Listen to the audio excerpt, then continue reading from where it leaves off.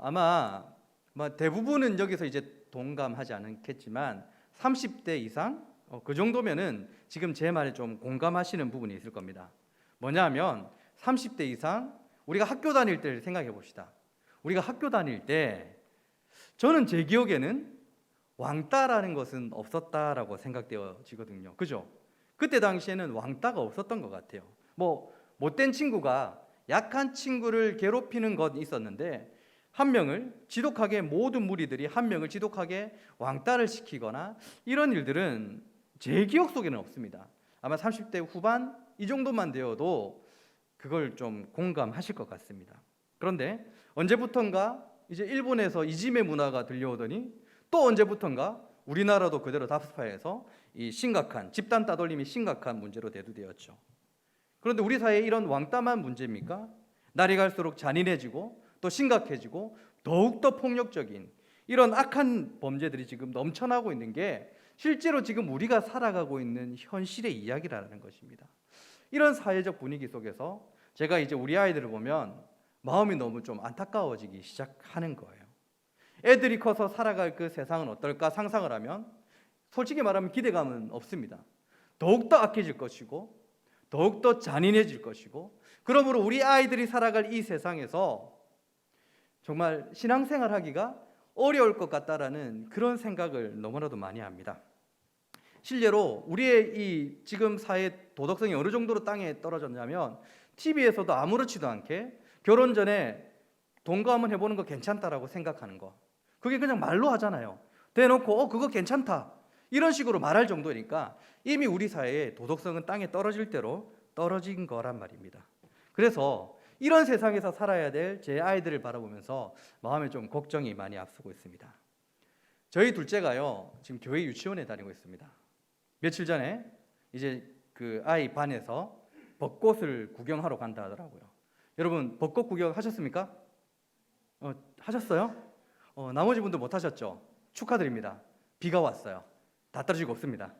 그러니까 집에서 계시고 성경 읽으시고 하시면 됩니다. 벚꽃 구경을 하러 간다길래 제가 이제 아이들을 이제 학교에 데려다주고 유치원에 데려다주거든요. 유치원에 데려주면서 선생님이 이제 아이를 맞이하러 나와요.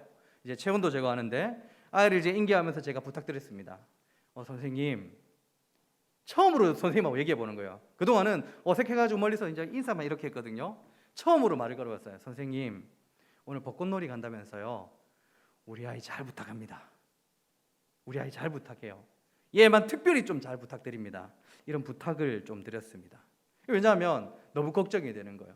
점점점 이제 악독한 세상 속에서 살아가다 보니까 또 아빠들은 원래 딸바 보잖아요. 그러니까 이 너무 귀여운 아이를 보니까 내 마음이 좀 안 좋은 거예요. 그냥 내 주머니에 좀 넣고 다니고 싶은데 벚꽃놀이 간다니까 이상한 일 생길 별의별 이 걱정을 다 하는 거예요. 별의별 상상을 다 하니까 또 이런 말들을 계속해서 이제 하게 된다라는 것입니다. 이게 왜 그럴까요? 제가 우리 아이를 너무 사랑하는데 이 아이가 살아가는 세상이 너무 악하기 때문이라는 겁니다. 그런데 오늘 사도 요한이 바로 이런 아비의 심정으로 오늘 사도의 요한 일서를 적은 것은 아닐까라고 생각이 됩니다. 사도 요한은 우레의 아들이라는 별명이 있었다고 했죠. 그런데 그 우레의 아들이었던 요한이 우리 주님과 깊은 사귐을 경험한 이후에 사랑의 사도로 그 별명이 바뀌어버렸습니다. 그리고 그 사랑의 사도인 요한이 요한 일서를 기록할 이 시점이 언제입니까? 그가 젊었을 때 기록한 글이 아니에요. 그의 노년에 나이가 많아서 이제 좀 죽기 바로 직전에 그때 이제 이 글을 적어 나가다라는 것입니다. 그런데 그런 사랑의 사도가 지금 점점점 악해지는 이 세상을 바라보니까 그리스도 안에서 사랑하는 자들에게 너무 염려가 되는 거예요. 내가 너무 이들을 사랑하는데 이들이 살아가는 이 세상이 너무 악하니까 이들을 어떻게 해야 될까?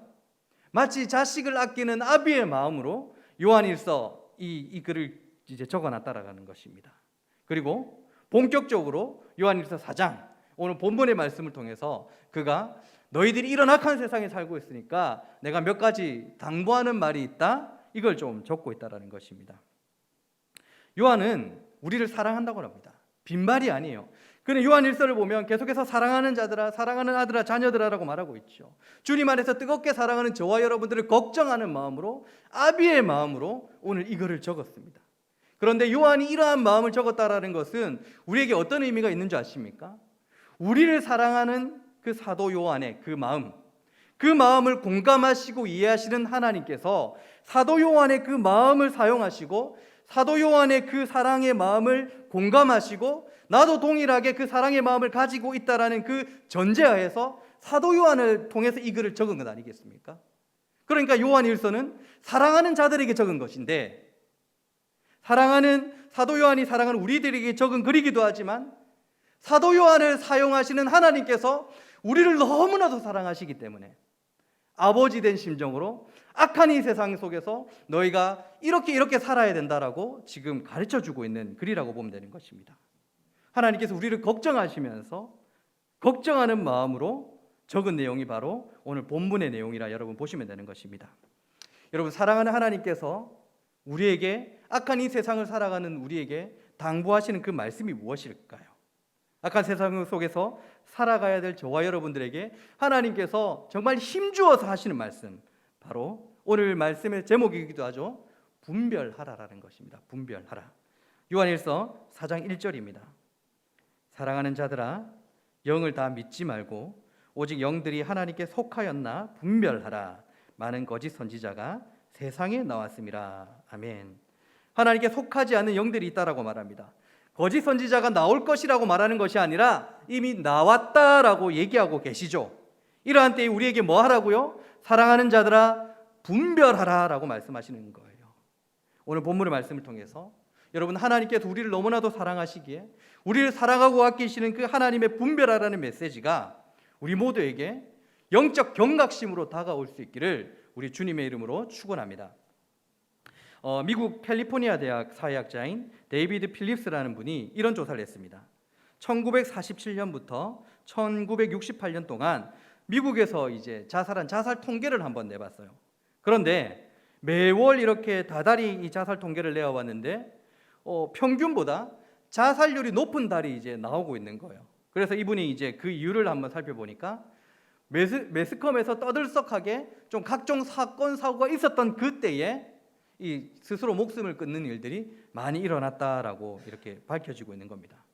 매스컴에서 사건 사고가 끊이지 않을 때, 큰 사고가 있을 때 그 달에는 평균보다 3배나 4배 높은 그런 자살률을 보이고 있었다라는 거예요.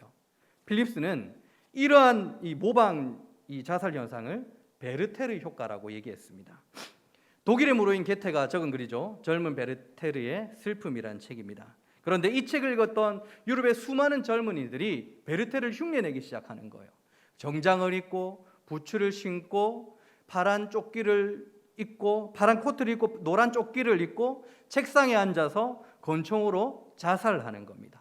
너무 이 심각한 사회 문제로 되니까 당시 글을 적었던 이제 게테가 정말 베르테르를 따라하지 말라며 말리고 호소할 정도였습니다.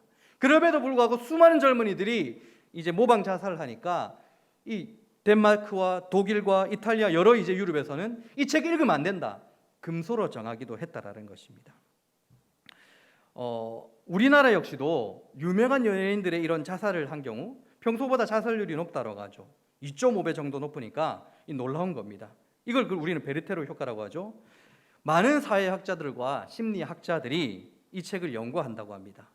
무엇이 이토록 많은 영향력을 끼쳤는지, 왜 수많은 젊은이들이 이 베르테르의 감정을 자기 것으로 받아들이는지, 도대체 베르테르는 어떤 사람인지, 학문으로서 가치가 높은 책이라는 것은 틀림이 없는 사실이라는 거예요. 그죠? 마찬가지인 것 같습니다. 독일에 수많은 신학자들이 있습니다. 지식이 뛰어난 수많은 신학자들이 있어요. 제가 신학자라고 했습니다. 수많은 신학자들이 성경에 나오는 예수님을 연구하고 있습니다. 도대체 성경에서는 예수님을 누구시라고 하고 있는지, 그분은 어떤 일을 하셨는지, 왜 수많은 사람들에게 예수님이 이토록 많은 영향력을 끼치고 있는지, 여러분, 그러한 연구는 참으로 귀한 것이 맞죠. 그런데 중요한 것이 있습니다. 바로 그들 중 수많은 신학자들 중에 많은 퍼센테이지가 예수님의 죽음과 부활을 믿고 있지 않다라고 말합니다. 성경을 마치 괴테의 젊은 베르테의 슬픔이란 책과 동일선상에 두는 거예요. 예수님을 마치 베르테르와 같은 수준의 분으로 생각하고 그를 연구하고 있다는 것입니다. 그런 신학자들이 전하는 설교 메시지에 여러분 능력이 있을까요? 죽어있던 자들을 살리는 생명력을 그들의 가르침을 통해서 여러분 나타날 수 있다고 생각하십니까? 예수님을 믿지 않는 신학자들, 저는 오늘 사도 요한이 말하고 있는 거짓 선지자가 바로 이러한 자들도 될 수 있다고 생각합니다. 신명기를 가보도록 하겠습니다. 신명기 18장 22절, 만일 선지자가 있어 여호와 이름으로 말한 일에 증언도 없고 성취함도 없으면 이는 여호와께서 말씀하신 것이 아니요 그 선지자가 지 마음대로 한 말이니 너는 그를 두려워하지 말지니라. 자칭 선지자라고 하죠. 선지자가 있었는데 그가 하나님의 말씀을 전한다고 하는 것입니다. 그런데 아무렇게 나타나는 것이 아무런 거 없대요. 뭐라고 합니까? 그건 하나님의 말씀이 아니래요. 또 예레미야는 어땠습니까? 예레미야 시대의 예레미야는 홀로 이 국가의 재난을 선포하고 있었습니다. 그런데 많은 선지자들이 왕과 백성들에게 예레미야는 거짓말을 전하고 있다라면서 좋은 일만 앞으로 가득하다는 게 하나님의 메시지라면서 왕과 백성들이 듣고 싶어하는 메시지만 전하기 시작했습니다. 예레미야가 완전히 무시당하게 되었던 것이죠. 그때 예레미야가 이런 말을 합니다. 28장 9절입니다. 평화를 예언하는 선지자는 그 예언자의 말이 응한 후에야 그가 진실로 여호와께서 보내신 선지자로 인정받게 되리라. 그 예언자의 말이 응한 후에, 그러니까 그에게 주신 하나님의 말씀이 실체로 나타난 후에야 그가 선지자로 인정을 받게 된다라는 것이죠. 저는 제가 이제 설교자로 부름을 받았다는 사실에 심각한 두려움을 가지고 있는 사람입니다. 왜냐하면 신학교에서 뭘 배운 줄 아십니까? 말씀의 능력이 있다. 말씀의 능력이 있다. 딴 데 능력이 있는 게 아니다. 말씀의 능력이 있다. 거의 세뇌가 되어올 정도로 몇 년 동안 들었던 얘기라는 것입니다. 그래서 늘 고민하는 게 있어요. 내가 전하는 이 메시지에 능력이 있는가? 이 능력을 말하는 게 우리 가운데 뭔가 짜릿짜릿하고 어떤 기적을 보고 기적을 경험하고 환상을 보고 이런 걸 말하는 게 아닙니다. 그냥 하나님의 말씀을 올바르게 전하는 것, 그게 바로 저는 능력이라고 생각하거든요. 그래서 저는 제가 할 수 있는 최대한 최선이라는 것은 하나님 말씀을 읽고 묵상하고 최선을 다해서 연구하고 그 연구한 것을 그대로 전하는 게 제가 할 수 있는 최선이고 그것이 하나님의 능력이 여러분들에게 나타나는 방법이라고 저는 믿고 있습니다. 그래서 제가 하지 않는 게 한 가지 있어요. 내가 여러분들에게 말하고 싶은 것이 있는데 내가 말하고 싶은 것을 성경의 말씀을 이용해서 말하는 그런 짓은 안 한다는 거죠. 그냥 성경 있는 그대로 전해야 이게 옳다라고 믿고 있다는 것입니다. 그래서 오늘 저는 여러분들에게 당부드립니다. 제가 여기서 우스갯소리를 하고 있거나 여러분의 마음을 만져주고 위로해주고 이런 메시지만 전하고 있다면 여러분들이 저를 멈춰 세워야 되는 거예요. 아니 감히 하나님의 말씀을 전하는 이 강단에서 말씀과 상관이 없는 세상의 일들을 얘기하고 말씀과 상관이 없는 세상적인 일들로 웃기게만 하는 것, 이것은 이런 것에 대해서 여러분들이 이 밑에서 차오르는 분노가 있어야 되는 거예요. 의로운 분노가 있어야 된다는 것입니다. 제가 최근에 어떤 동영상을 보고 가장 좀 큰 충격을 받았습니다. 이 설교하시는 분 같은데 초청을 받은 강사인데 그분께서 올라오시더니 성경 구절 한 개 읽었어요. 그 다음부터는 그냥 농담으로 끝까지 얘기했습니다. 예수님이란 단 한마디를 하지 않았어요. 성경 구절을 한번 읽은 적이 없습니다. 전혀 신앙적인 얘기가 아니었어요. 그런데 그 나타난 효과가 뭔지 아십니까? 오늘 너무 좋았습니다.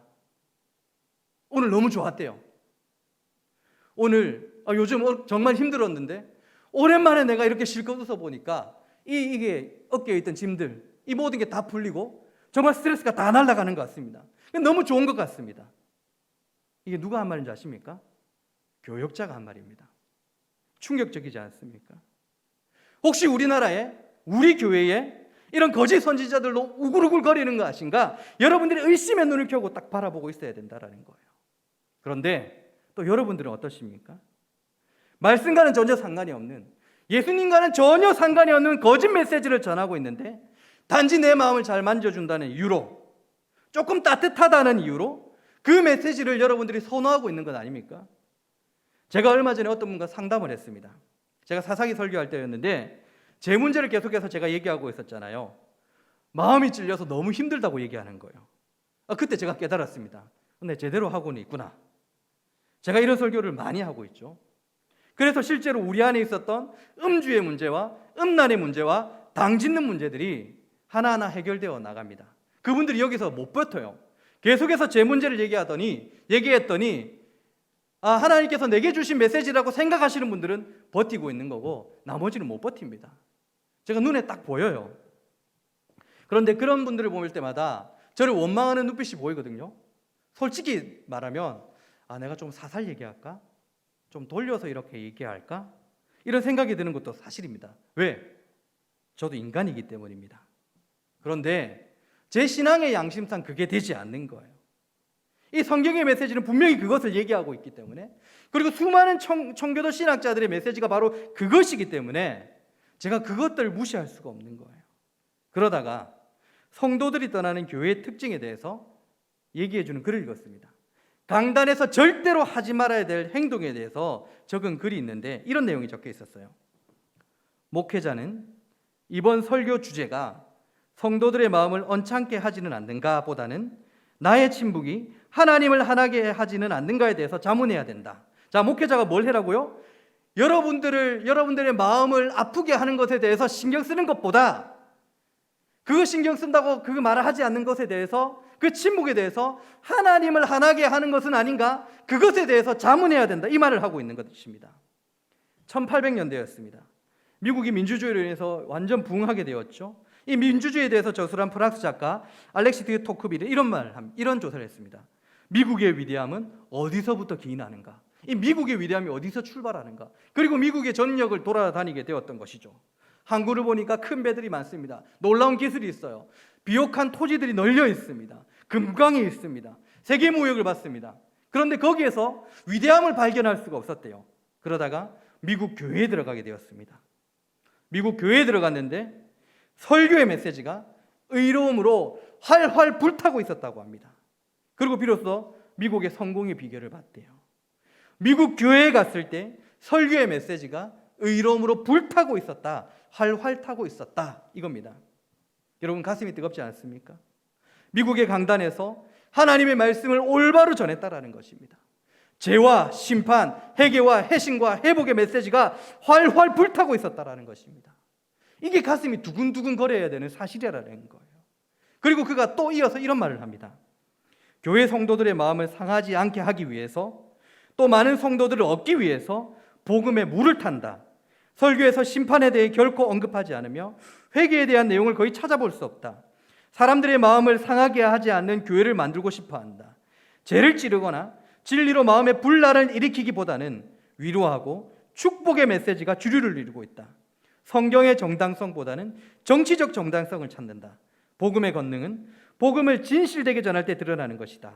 한쪽으로 치우친 설교는 결코 삶을 변화시키지 못한다. 여러분들이 분별하셔야 되는 것입니다. 저는 저 개인적으로 정말 다행이라고 생각하고 있어요. 많은 부분이 모자라고 있지만 이 메시지 때문에 마음이 불편하다는 소리를 제가 여러 번 들었거든요. 그런데 저는 확신하고 있습니다. 제가 중심을 잃지 않고 이 강단에서 하나님의 말씀을 그대로 전하고 있는 한, 그리고 여러분들도 변질되지 않고 이 메시지가 맞다라고 끝까지 주장하고 있는 한, 우리가 굴하지 않고 버티고 있는 한, 분명 여기서 나갈 사람들이 있다 할지라도 하나님의 메시지를 듣고 싶어하는 하나님의 백성들이 이곳으로 분명 몰려들고 올 것이다라고 저는 확신하고 있습니다. 저도 확신해야 되고 여러분들도 확신해야 되는 거예요.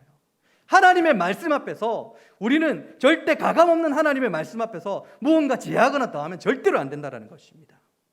내 삶에 어떤 이익이 있다고 해서 이 말씀을 내가 믿어야지, 이런 게 아니라 정말 있는 그대로 받아들이는 자세, 그 분별력이 지금 저와 여러분들에게 필요한 시대인 것 같습니다. 여러분, 사도 요한은 1절 말씀에서 분명 거짓 선지자들이 많이 나와 있다라고 얘기하고 있어요. 선지자인데 거짓이라는 거예요. 거짓 메시지를 전하는 사람이라는 겁니다. 겉으로는 너무 반질반질합니다. 번드르르합니다. 그런데 그 안에 이리가 앉아 있다라는 거예요. 우리 1절 말씀 다시 한번 봅시다. 요한일서 4장 1절입니다. 사랑하는 자들아, 영들을 다 믿지 말고 오직 영들이 하나님께 속하였나 분별하라. 많은 거짓 선지자가 세상에 나왔음이라. 여러분, 이들은 분명 하나님의 메시지를 전하는 사람들 같죠? 가만히 듣고 있으면 금방 들통나는 메시지, 그런 게 아닌 거예요. 어린아이라도 들으면 이거 하나님 메시지 아니다라고 이 정도 쉬운 걸 아닙니다. 위조화폐도 우리가 알아볼 수 없는 위조화폐야, 그게 가치가 있는 거지. 위조화폐도 위조화폐 감별서가 보고도 잘 분간되지 않는 게 그게 위조화폐지 않습니까? 이들이 하는 짓도 똑같다라는 거예요. 너무너무 맞는 말 같아요.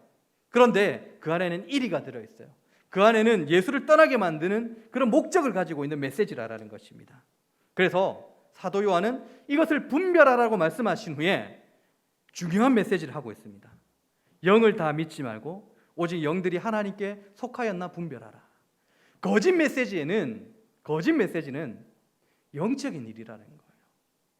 어떤 한 사람의 개인적인 거짓말이 아니라 적 그리스도라는 영적인 일이라는 것을 오늘 밝혀주고 있다는 것입니다. 여러분, 고린도 교회 보면 이 방언과 예언을 하는 사람들 때문에 교회가 분란을 일으킨 적이 있습니다. 그곳에는 은사를 잘못 사용하여서 교회에게 덕을 끼치지 못한 경우였어요. 은사라는 것은 하나님께서 은혜로 주신 것이죠. 그죠? 그것을 잘못 사용한 경우입니다. 그죠? 그런데 오늘 여기서 말하는 영적 미혹의 경우는 이 정도 수준이 아니라는 거예요. 차원이 다르다는 것입니다. 적 그리스도의 영이라고 말씀하고 있어요. 적 그리스도의 영. 여러분, 이 적 그리스도의 영을 통해서 받은 메시지는 우리가 분간하기가 쉽지 않습니다. 그래서 사도 요한이 분별하라고 힘주어서 말씀하고 있어요. 여러분, 마귀도 강명한 천사로 나타난다고 하는데 우리가 영적으로 깨어있지 않는데 이걸 어떻게 분별합니까? 이걸 지금 얘기하고 있는 겁니다. 듣고 있으면 맞는 말 같고 이때까지 들었던 메시지보다 좀 신선한 것 같기도 합니다. 그런데 뭔가 짜릿짜릿하기도 하고 또 때로는 놀라운 이적들이 일어나기도 해요. 여러분, 그런데 이런 그들의 목적이 뭔지 아십니까? 신명기 13장입니다. 너희 중에 선지자나 꿈꾸는 자가 일어나서 이적과 기사를 네게 보이고 그가 네게 말한 그 이적과 기사가 이루어지고 너희가 알지 못하던 다른 신들을 우리를 따라 섬기자고 말할지라도 너는 그 선지자나 꿈꾸는 자의 말을 청종하지 말라. 이는 너희 하나님 여호와께서 너희가 마음을 다하고 뜻을 다하여 너희 하나님 여호와를 사랑하는 여부를 알려 하사 너희를 시험하려 하심이라. 너희는 너희 하나님 여호와를 따르며 그를 경외하며 그의 명령을 지키며 그의 목소리를 청종하며 그를 섬기며 그를 의지하며 그런 선지자나 꿈꾸는 자는 죽이라. 이는 그가 너희에게 너희를 애굽 땅에서 인도하여 내시며 종되었던 집에서 속량하신 너희의 하나님 여호와를 배반하게 하려 하며 너희 하나님 여호와께서 네게 행하라 명령하신 도에서 너를 깨어내려고 말하였음이라. 너는 이같이 하여 너희 중에서 악을 제할지니라. 여러분, 적 그리스도의 이 선명한 목적이 지금 보이십니까? 너희의 하나님 여호와를 배반하게 하는 목적을 가지고 있다라는 것입니다. 사실 저는 오늘 이 본문 성경과 이 말씀을 대할 때에 제가 툭 튀어 생각 나오는 게 있었습니다. 여러분들 잘 알고 있는 거짓 교리를 가진 이단 단체, 요즘 언제부턴가 막 떠오른, 코로나 때문에 더 떠오른 이 신천지가 생각이 딱 나는 거예요. 그들은 기성교회에 들어가서 거짓말을 합니다. 그게 선한 거짓말이래요. 그래서 그들에게 교리가 한 가지 있습니다. 바로 거짓말 교리라는 거예요. 근데 이거 얘기할까 하는데 하나님께서 갑자기 다른 마음을 주셨습니다. 거짓 선지자나 꿈꾸는 자가 바로 멀리 있는 것이 아니라 우리와 너무나 가까이 있다라는 거예요. 바로 옆에 있다라는 것입니다. 어쩌면 우리 안에서 미혹하고 올 수도 있다라는 거예요. 그런 적 그리스도의 영이 오늘날 우리에게 하는 일이 뭐라고요? 할 수만 있는 대로 우리로 하여금 하나님을 배반하도록 하는 것. 저는 오늘 하나님께서 제게 주신 마음으로 여러분들에게 심각하게 권면의 말씀을 드립니다. 혹시나 우리 가운데 무기력하고 기계적인 지식주의가 있는 것은 아닌가 하는 거예요. 성경 말씀을 좀 잘 아는 것 같습니다. 로이드 존스 목사님께서는 이러한 현상을 대해서 바르트주의라고 말하는데 이것은 교리에 대해서만 관심을 가지고 교리를 아는 일에만 대해서 시간을 할애합니다. 대부분 교리를 배우는 일, 그리고 나누는 일, 가르치는 일에만, 연구하는 일에만 시간을 할애하고 그것에 희열을 느낍니다. 그런데 거기서 끝입니다. 여러분, 우리가 말씀을 읽고 묵상하고 우리가 참된 교리를 발견하는 그 이유가 무엇입니까? 이 교리를 통하여서 하나님이 누구시고 어떤 분이시고 지금 나에게 원하시는 것이 무엇인가, 내 삶을 살아내기 위해서 그것을 공부하는 것 아닙니까? 내가 교리를 발견할 때마다 내 안에서 열정이 불타듯 타고 올라야 된다는 것입니다. 그런데 지적 충족만을 원하는 이러한 바르트주의는 무기력하고 메말라버린 이 마음만 남기고 있습니다. 그냥 마음이 굳어져 있어요. 마음이 냉랭합니다. 아무리 하나님의 말씀을 전해도 내 좀 안다. 이미 교리에 그렇게 되어 있다. 그 정도 지적 충족만 원할 뿐이지 다른 상태 아무것도 없다라는 거예요. 그들의 삶에서 예수님의 흔적을 발견할 수 있겠습니까? 그런데도 잘 믿고 있다라고 착각해요. 교회에 앉아 있으면서 잘 믿고 있다라고 착각하더라는 것입니다. 여러분, 제가 분명히 말씀드립니다. 그건 적그리스도의 영이 여러분들에게 혼란을 주는 거예요. 하나님을 배반하도록 만들기 위해서. 또 반대로 성경의 말씀에는 관심이 없는데 어떤 신비한 경험함을 추구하시는 분들, 그분들은 일단 뜨거워요. 열정적입니다. 뭐든지 다 하려고 해요. 기계적인 교회를 정말로 비판합니다. 그런데 말씀과 동떨어져 있어요. 하나님은 분명 말씀이라고 하시죠. 그런데 그 말씀과 동떨어져 있다는 것은 하나님과 동떨어져 있다는 겁니다. 그런데 잘 믿고 있다고 착각해요. 이것도 우리에게 주는 적그리스도의 혼란이라는 것입니다. 그래서 아주 중요합니다. 로이드 존스 목사님께서는 요한 1서 강해서를 통해서 이 4장에서 가장 힘주어서 강조하는 부분이 있어요. 그것이 뭐냐? 바로 이런 극단적인 두 경향, 그냥 쉽게 말해서 말씀파하고 기도파라고 얘기합시다. 이 말씀파는 좋은 의미가 아니에요. 이 기도파도 좋은 의미가 아닙니다. 이 극단적인 이 두 경향에 대해서 균형을 잡아야 된다는 것입니다. 한쪽으로 극단적으로 치우치는 것은 너무나도 위험하다. 그것은 적그리스도가 주는 혼란이다라고 얘기하며 균형 잡힌 신앙생활을 해야 된다라고 힘주어서 말하고 있다는 것입니다. 그래서 제가 다시 한번 여러분들에게 말씀드리지만 하나님께서 주시는 메시지라 생각하고 여러분들에게 권면합니다. 내 신앙생활이 좀 기계적이다. 내 마음이 좀 메말라 있다. 내가 좀 뜨겁지 않다. 이것은 적그리스도의 영이 여러분들에게 바라는 행동이니까 지금 해야 될 일이 있습니다. 그게 뭘까요? 바로 우리가 찬양과 기도에 매진하는 것입니다. 우리 안에 있는 성령 하나님께서 어떤 분이라고 지금 오늘 본문에서 말씀하고 있습니까? 이미 세상을, 이 적그리스도의 영을 이기신 분이니까 우리가 기도를 했을 때 충분히 그를 이기신 예수께서 우리를 이길 수 있도록 도와주시는 거예요. 우리에게는 이미 승리가 보장되어 있으니까 내가 좀 메말라 있고 기계적이고 아무리 열정도 없고 마음도 없는 상태다, 너무나 굳어 있다라면 내 마음이 열정적일 때까지 내가 기도해야 되는 거예요. 왜? 예수께서 승리하셨으니까. 그것은 이미 승리가 보장되어 있는 거니까 그 보장을 위해서 내가 끝까지 기도하는 것입니다. 반대로 내가 뜨거운데 열정적인데 누가 물으면 아무것도 모르고 내용이 없다. 이분들은 성경 말씀을 가까이 하셔야 되는 거예요. 양육 프로그램에 들어오셔야 된다는 것입니다. 성경에서 뭐라고 합니까? 구하는 자에게 꾸짖지 아니하시고 후히 주신다. 뭐를요? 지혜와 지식을. 이걸 구하면서 하나님 말씀을 가까이 해야 된다는 것입니다. 이게 바로 균형 잡힌 신앙생활이라는 거예요. 극단적인 신앙생활, 여러분, 이게 바로 거짓 선지자의 메시지인 것입니다. 오늘은 부활절이죠, 여러분. 우리 주님께서 저와 여러분들의 죄를 위해서 십자가에서 죽으시고 다시 살아나신 날입니다. 우리 주님께서 우리를 위하여 죽지 않으셨다면 우리의 죄 용서는 없었을 것입니다. 또 우리 주님께서 부활하지 않으셨다면 우리는 우리 주님과 깊은 사귐을 할 수 없는 자들이었을 것이란 말입니다. 그러므로 여러분, 우리가 우리 주님과 깊은 사귐을 할 수 있다는 것이 우리에게 가장 큰 기쁨이요, 가장 큰 축복인 것입니다. 그래서입니다. 우리 주님과 깊은 사귐이 가능하도록 하신 이 주님의 부활은 우리 신앙생활에서 가장 큰 기쁨이 되어야 되고 가장 큰 사역이 되어야 된다는 것입니다. 부활절을 기념하면서 혹시나 우리 가운데 내가 주님의 부활의 소식에도 불구하고 마음이 설레이지 않는다면, 기쁨이었다면 이것은 선명하게 예수님께서 여러분들을 기도의 자리로 초청하고 있는 메시지라는 것을 기억하십시오. 또 기쁜데 뭐 때문에 기쁜지 모르겠다, 다 기뻐하니까 기쁘다, 이것은 말씀의 자리로 여러분들을 초청하시는 하나님의 메시지로 여러분들 받아들이시길 바랍니다. 그리하여서 한쪽 극단으로 치우친 것이 아니라 균형이 잡힌 우리 샬롬 청년부가 되어서 우리 주님의 부활을 진정으로 누릴 수 있는 참된 교리 안에 있는 저와 여러분들이 될 수 있기를 우리 주님의 이름으로 축원합니다.